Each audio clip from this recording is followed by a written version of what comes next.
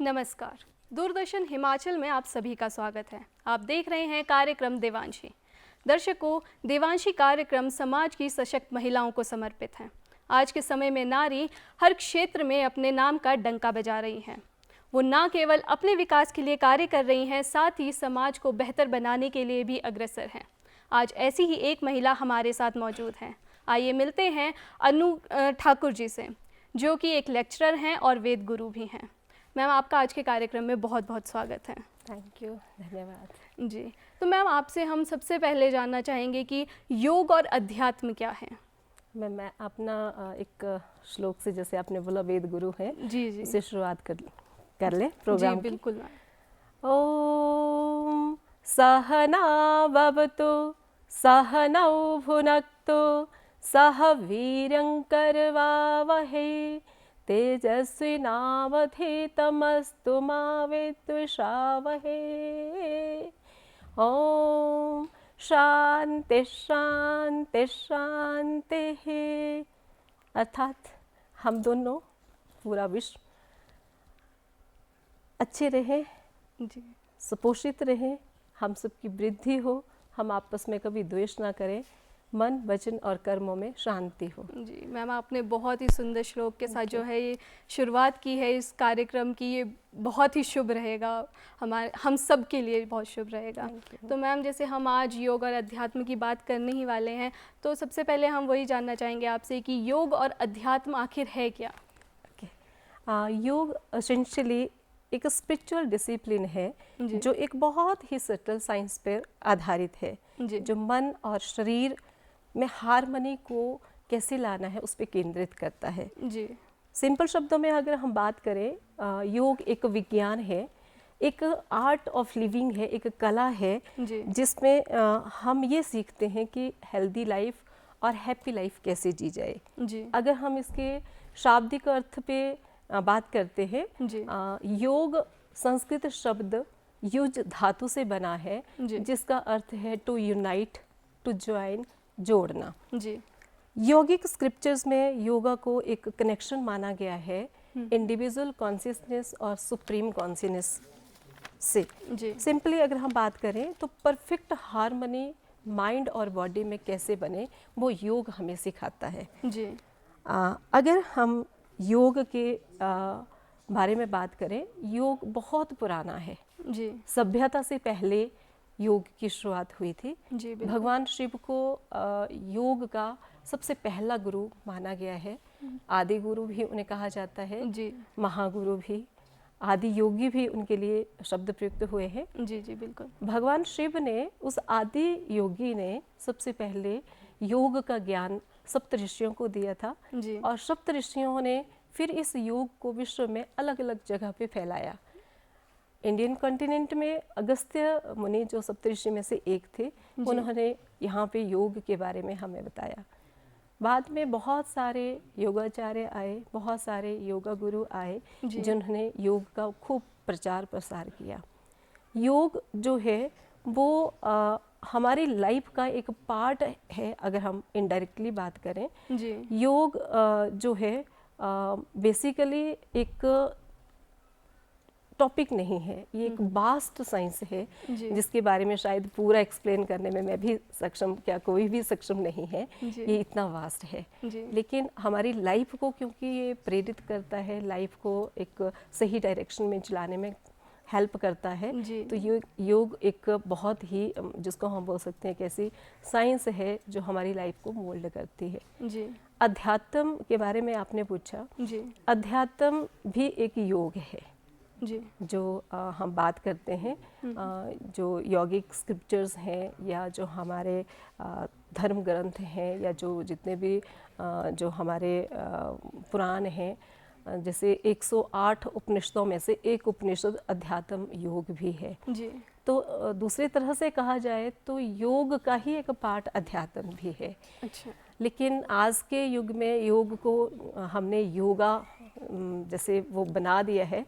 तो योगा को हम बेसिकली ले लेते हैं कि कुछ डिसिप्लिन्स हैं, कुछ रूटीन प्रैक्टिसेस हैं, एक्सरसाइजेस हैं, या फिर दूसरे शब्दों में अगर हम कह लें तो आसन और प्राणायाम है जी। लेकिन मेरा ये मानना है कि योग इससे भी बढ़ के है। और जो हमारा अगर हम श्रीमद् भगवत गीता की बात करते हैं जी। तो वहाँ पे जो 18 उसमें चैप्टर्स दिए हैं तो उनके नाम भी के साथ भी योग है। जी। योग मुख्यतः 4 हैं लेकिन बहुत सारे योग हैं। जैसे मैं इतना वास्ट सब्जेक्ट है उसको कंसाइज नहीं करना चाहूँगी जी। क्योंकि ये अपने आप में संपूर्ण है। जी। तो जैसे कर्म योग, भक्ति योग, ज्ञान योग, राज योग, इस तरह से आपने भी शब्द ये सुने होंगे। जी, जी, तो योग एक बहुत ही वास्ट फील्ड है। जी मैम, ये आपने बहुत अच्छी बात कही है कि जो योग है, जो अध्यात्म है, वो केवल एक्सरसाइज पे तक ही सीमित नहीं है, वो बहुत ही वास्ट सब्जेक्ट है और वो कहते भी है कि ये एक साधना है। जी। तो मैम जैसे हम आगे आपकी बात करें, जैसे आप योग गुरु हैं और आपको वेदों का ज्ञान भी है, आपने वेद पढ़े हैं, तो आपकी इस जर्नी में शुरुआत कैसे हुई आपकी और किस तरह से शुरू किया आपने?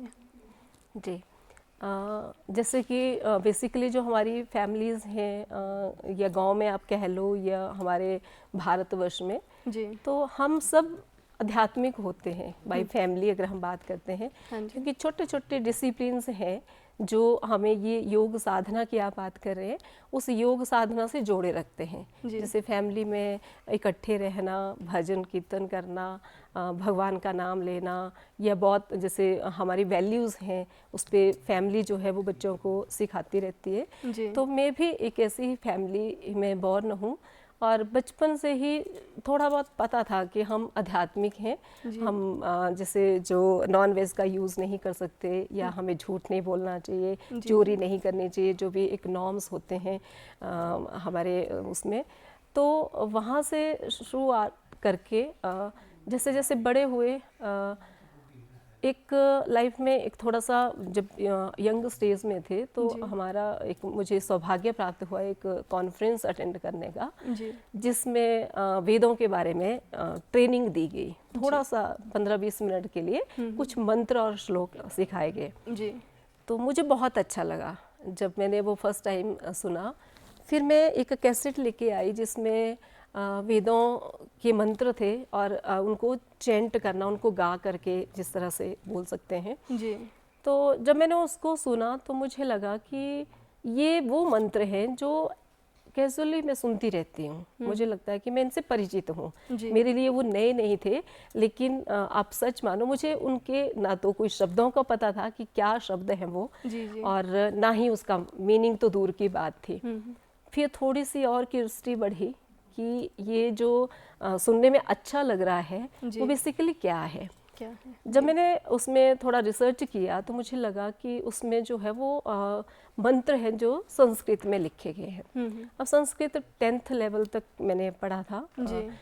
उसमें जो हम पढ़ते हैं स्कूल वाली संस्कृत थोड़ा डिफरेंट और इसमें थोड़ा डिफरेंट था, क्योंकि उतने शब्द ऐसे थे कि उनका मीनिंग आप इजीली नहीं ले सकते हैं, नहीं कर सकते जी। तो मैंने फिर थोड़ा सा मतलब मुझे और इच्छा हुई कि अब संस्कृत को समझा जाए जी।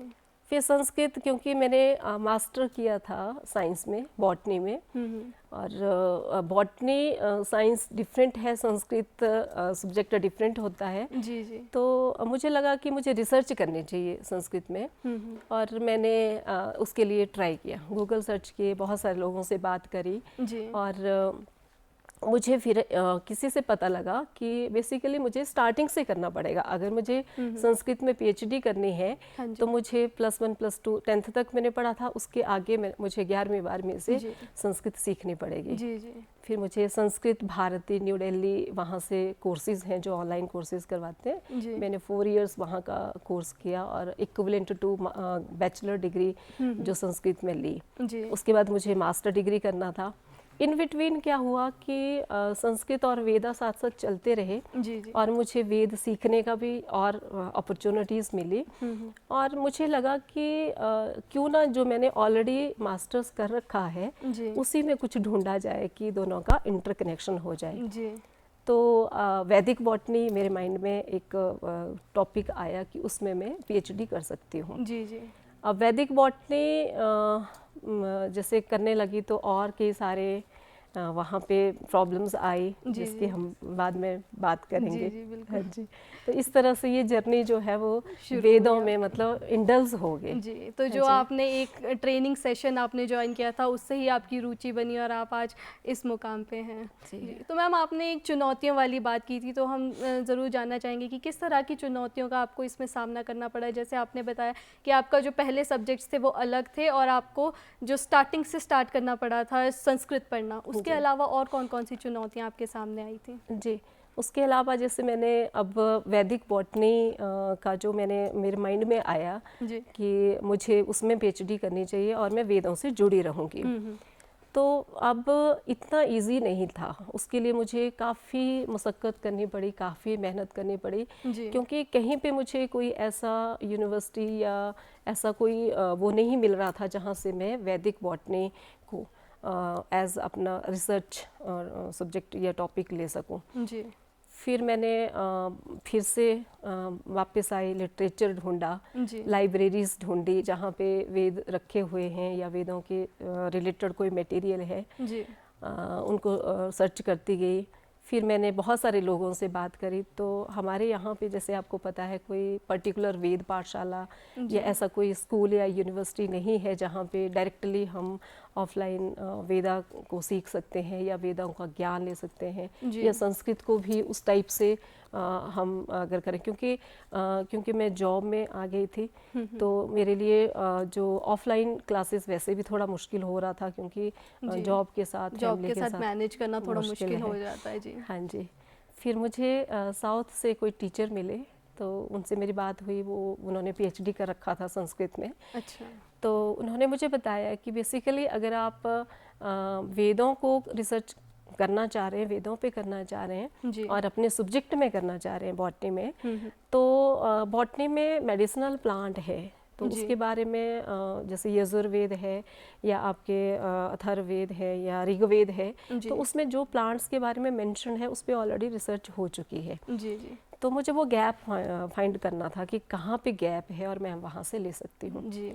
फिर इस तरह से देखते देखते इन बिटवीन मेरी वही मैं कहूँगी कि एफर्ट्स रंग लाए। जी। और मुझे पीएचडी में एडमिशन मिल गई और मैंने बॉटनी सब्जेक्ट में, अब नेक्स्ट था कि उसमें मैं टॉपिक क्या लूँगी। तो बॉटनी में जैसे ये वेदों वाला मेडिसिनल प्लांट और वैदिक बॉटनी का थोड़ा पीछे छूट गया, क्योंकि उससे रिलेटेड गाइड या यूनिवर्सिटी में वो उससे रिलेटेड मटेरियल या बाकी चीज़ें अवेलेबल नहीं थी। तो मैंने फिर से जब सर्च किया तो मुझे वृक्ष आयुर्वेदा एक सब्जेक्ट मिला जिसमें आयुर्वेद और वेदा की बात भी है और related to my subject botany से भी जुड़ा था, वृक्षों से जुड़ा था। तो वृक्ष आयुर्वेद भी मेरे लिए उतना इजी नहीं रहा, क्योंकि जिस यूनिवर्सिटी में मैंने एडमिशन ली वहाँ पे ज़्यादा किसी को पता नहीं था उसके बारे में। फिर से मैंने पतंजलि में भी बात करी, जहाँ जहाँ पे संस्कृत के यूनिवर्सिटीज़ हैं या जहाँ पे रिसर्च होती है वहाँ पे मैंने बात की। तो मुझे INA जो एक राजस्थान में है, Indian national institute of agriculture, वहाँ पे पता चला कि वहाँ पे एक वृक्ष आयुर्वेदा करके एक ब्रांच है और वो MSc भी उसमें करवाते हैं, मास्टर्स करवाते हैं। तो वहाँ से मैंने को गाइड लिए। तो फिर मेरा जो PhD की जर्नी है वो आपकी शुरू हुई। वो कहते भी है ना मैम कि अगर आप किसी चीज़ को ठान लो तो आपको रास्ते मिल ही जाते हैं आगे बढ़ने के लिए। जी, तो जब हम मैम अध्यात्म की बात करते हैं या हम योग की बात करते हैं, वेदों की बात करते हैं, तो ये व्यक्ति के या फिर समाज के विकास के लिए किस तरह से मदद करता है ये? जी मैम, ये जैसे योग की हम बात करें, अध्यात्म इंटरकनेक्टेड हैं और एक दूसरे के बिना सर्वाइवल भी नहीं है। उसी तरह से हमारी लाइफ में मैं कहूँगी not only the human beings but man और नेचर के बीच में और जितना भी जो क्रिएशन है उसमें हम सब एक दूसरे से इंटरकनेक्टेड हैं। और योग का मतलब ये जोड़ना। तो जहाँ से हम शुरुआत करते हैं किसी भी चीज़ को, जैसे आपने क्वेश्चन पूछा कि हमारा जो डे टू डे लाइफ है उसमें योग और अध्यात्म का क्या कंट्रीब्यूशन है। तो जो लाइफ, जैसे स्टार्टिंग में मैंने बोला था कि लाइफ को सही ढंग से जीने की कला है योग। और अध्यात्म जो है वो आत्मनि अधि इति अध्यात्मा, कि जो आत्मा के बारे में कंसर्न्ड है या आत्मा को जानने में हेल्प करता है, वो अध्यात्म है। जी। तो मानव जीवन में हमने जो हमारे सामाजिक जो मिथ्स हैं या बहुत सारी चीज़ें हैं जो हमें ये इसी से बताते हैं कि हमारा जन्म क्यों हुआ है, और बच्चों को भी हम देते हैं, लेकिन वो जिसको मैं सुपरफिशियल नॉलेज जिसको हम बोल सकते हैं कि हमारा जन्म क्यों हुआ है, जन्म मरण के चक्कर से मुक्ति है, ये बहुत सारे ऐसे छोटे छोटे क्वेश्चंस हैं जो मुझे लगता है कि वो ऊपर ऊपर से हैं। अगर डीपली अगर हम स्टडी करें तो वेद, योग, अध्यात्म जो भी है वो सब फोकस करते हैं अंदर, हमारा इनर सेल्फ, हमारा जो आत्मा जिसको हम दूसरी सेंस में कहते हैं। तो जब तक हमें खुद का पता नहीं है, सेल्फ रियलाइजेशन की बात अगर हम पहले करें और बाद में अध्यात्म और बाकी चीज़ों को लें, तो हमारा जो सफ़र है वो इजी होता है और सही मार्ग पे होता है।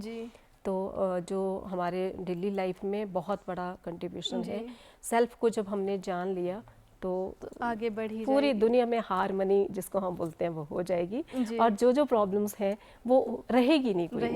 जी। तो मतलब अपने आप को जानना बहुत ज़रूरी है पहले, उसके बाद ही, क्योंकि हमसे ही समाज है, तो समाज भी आगे ग्रो करेगा। जी।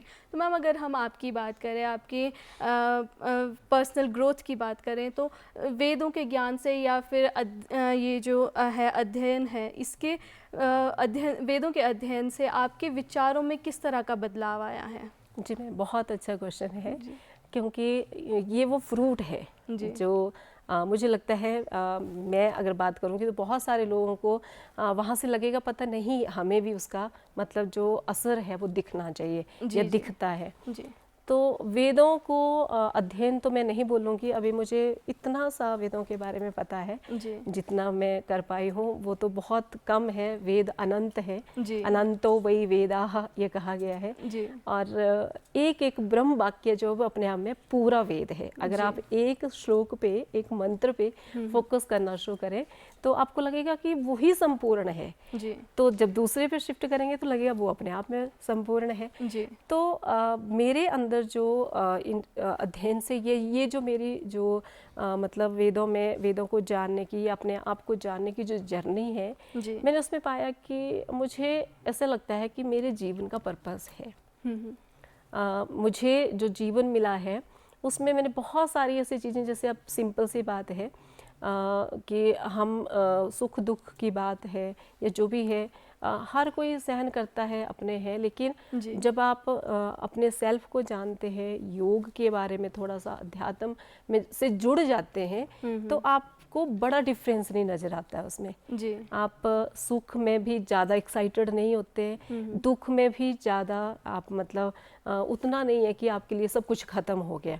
तो ये जो बदलाव है, ये जो मतलब एक तरह से जिसको अंडरस्टैंडिंग हम बोल सकते हैं कि ये कम है, ये ज़्यादा है। किसी के पास बहुत सारी धन संपदा है तो हमें लगता है बहुत खुश होगा, किसी के पास नहीं है हमें लगता है बहुत दुखी होगा। लेकिन वो जो परिस्थितियां हैं उसमें अध्यात्म हमें सिखाता है कि समभाव से कैसे जीना है। तो समभाव की एक जो फीलिंग हमारे अंदर जनरेट होती है, और अध्यात्म हमें और भी बहुत सारी चीज़ें सिखाता है कि मेरे पास है तो उसके पास नहीं है। तो गिविंग का जो है एक बहुत बड़ा एक, अगर आप इसको प्रैक्टिकल उसमें देखें तो बहुत बड़ा एस्पेक्ट है अध्यात्म का, कि दूसरे को दुख में देख के मुझे अगर दुख नहीं हुआ तो मैं इंसान नहीं हूँ। अध्यात्म मुझे सिखाता है कि उसके दुख में कैसे शामिल होना है। यहाँ पे एक बात मैं और कहूँगी कि बुश कोट नहीं हमने पहनना कि केवल हम वर्डली बातें कर देते हैं कि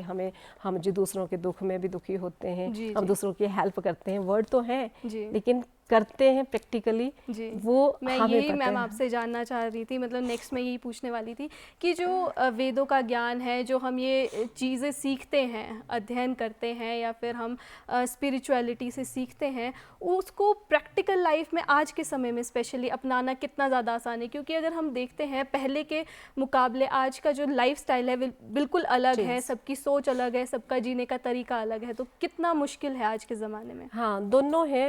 मैं मुश्किल और आसान दोनों में रखूंगी। जी। मुश्किल इसलिए है क्योंकि हमें इसका पहचान नहीं है, इसके बारे में ज़्यादा ज्ञान नहीं है। जी। आसान इसलिए है कि छोटी छोटी चीज़ें हैं, अगर हम वो कर देते हैं तो ऑटोमेटिकली जो है हम अध्यात्म से या योग से जुड़ जाते हैं। जी। जैसे सिंपल सी अगर हम बात करें कि आप जैसे बोल रहे हैं कि आज के करंट टाइम में टाइम नहीं है किसी के पास, दौड़ है, किसके पीछे है, अर्निंग हम कर रहे हैं किस लिए।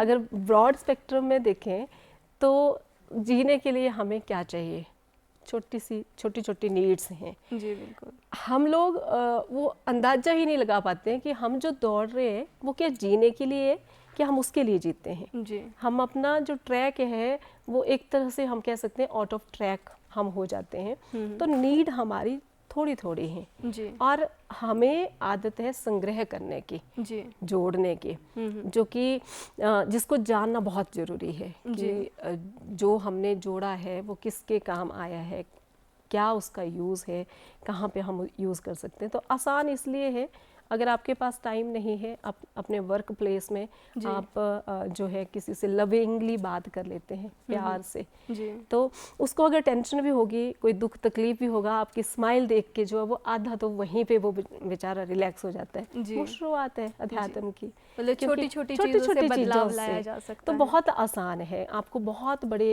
मिरेकल नहीं करने, बहुत बड़े चेंज हम नहीं कर सकते, हमने अपने आप को चेंज करना है। जो अध्यात्म का इम्पैक्ट लाइफ में है, अपने आप को चेंज करना। मैं अगर किसी चीज़ को ओवर रिएक्ट नहीं कर रही हूँ तो सामने वाला अगर गुस्सा कर भी रहा है ऑटोमेटिकली वो शांत हो जाएगा, क्योंकि मैंने रिएक्शन नहीं दिया। तो ये छोटी छोटी चीज़ें हैं जो हमें मतलब आसान बना देती है इस रास्ते को। तो थोड़ा सा उस पर सोचने की, फोकस करने की ज़रूरत है। जी बिल्कुल। तो मैम, जो हमारे दर्शक जैसे आपको देख रहे हैं, उनको वेदों का, अध्यात्म का इतनी सारी चीज़ें पता चल रही है, तो अगर वो इस सफ़र पे जाना चाहें, शुरुआत करना चाहें, तो कैसे कर सकते हैं? हाँ, वो 2-3 चीज़ें हैं जहाँ से हम शुरू कर सकते हैं। जी। फर्स्ट तो है, जैसे मैंने बोला कि हम जो है लविंगली अगर बात करें, प्योर लव की हम बात करते हैं। जी। सबसे बड़ा इसमें मेरे ख्याल से आता है सेल्फलेस सर्विस। अगर हम दूसरों की हेल्प बिना किसी उनसे इच्छा की है कि हम हेल्प कर रहे हैं, हमें ये फ़ायदा होना चाहिए या हो, अगर वो हेल्प हम कर रहे हैं तो वो सेल्फिश हुआ। हमें सेल्फलेस हेल्प दूसरों की या जो सर्विस करनी है, किसी को अगर ज़रूरत है हमारे, हमने उनकी सेवा करी। तो ये यहाँ से हम छोटे छोटे स्टेप्स ले करके, बेबी स्टेप्स जिनको हम बोल करके कर सकते हैं। उसके बाद एक और आता है कि हमें जो जिसमें जप, जैसे योग में तो योग का आधार जप और ध्यान है। तो ध्यान बेसिकली अपने मन को नियंत्रित करना। तो मन को नियंत्रित करना ज़रूरी नहीं है, जैसे आपका ये कंसर्न भी था कि भागती दौड़ती ज़िंदगी में टाइम नहीं है, बच्चे अपनी स्टडीज़ में इन्वॉल्व हैं, जॉब में इन्वॉल्व हैं, हम लोग अपनी फैमिलीज़ में इन्वॉल्व हैं। तो पर्टिकुलरली ध्यान उसको नहीं बोलते हैं कि आप एक जगह बैठ करके बैठ जाओ जिस समाधि लेकर के भगवान शिव की महायोगी की तरह। तो छोटे छोटे जो चीज़ें हैं, मतलब ध्यान का मतलब फोकस्डनेस। एक आप काम कर रहे हो, उसी को अगर आप बड़े ध्यान से करो, जैसे हम बोलते हैं ध्यान से काम करना, वो भी मेडिटेशन है। धीरे धीरे धीरे जब आप करोगे और धीरे धीरे करके 3 से 5 मिनट हम अपने आप को शांत करके, आंखें बंद करके, क्योंकि हमारी जर्नी इनर है, इनर सेल्फ की तरफ है, तो अंदर तो हमें झांकना पड़ेगा। आंखें खुली रख के हम बाहर की तरफ झांकते हैं। तो थोड़ा सा बैठ करके इतना ज़रूर, और नहीं तो सोते टाइम अगर हम ये थोड़ा सा कैलकुलेट करें कि मैंने दिन भर में क्या अच्छा किया, क्या बुरा किया, कहाँ पे मैं गलत था, कहाँ पे मैंने गुस्सा किया, कहाँ पे मुझे प्यार से बात करनी चाहिए थी मैंने नहीं करी, या कहाँ पे मैंने किसी की सेल्फलेस सर्विस करी, हेल्प करी, तो वो चीज़ें जो हैं वो धीरे धीरे आपको ऑटोमेटिकली उस लाइन पे ले जाएंगी। जी बिल्कुल मैम, ये आपने बहुत अच्छी बात कही है कि ज़रूरी नहीं है कि कोई बहुत 10-15 मिनट या आधे घंटे का मेडिटेशन करे, बहुत आराम से, बहुत थोड़ी स्टेप से, जैसे आपने बताया भी था कि छोटे छोटे कदमों से ही बड़ा चेंज लाया जा सकता है। तो मैम, आपने इतनी अच्छी जानकारी हमारे दर्शकों को दी, हमसे साझा की, अपना अनुभव हमसे साझा किया, जो ये अध्यात्म है, योग है, उसके बारे में हमें जानकारी दी। हमें यकीन है कि जो हमारे दर्शक देख रहे हैं आपको, वो भी इससे ज़रूर इंस्पायर होंगे और इस जर्नी पे ज़रूर जाना चाहेंगे। तो आप हमारे कार्यक्रम में आए, उसके लिए आपका बहुत बहुत धन्यवाद। Thank you. तो दर्शकों, आज के कार्यक्रम में केवल इतना ही। अब वक्त हो चुका है आपसे विदा लेने का। आपसे फिर मुलाकात होगी अगले अंक में। तब तक के लिए हमें इजाज़त दीजिए। नमस्कार।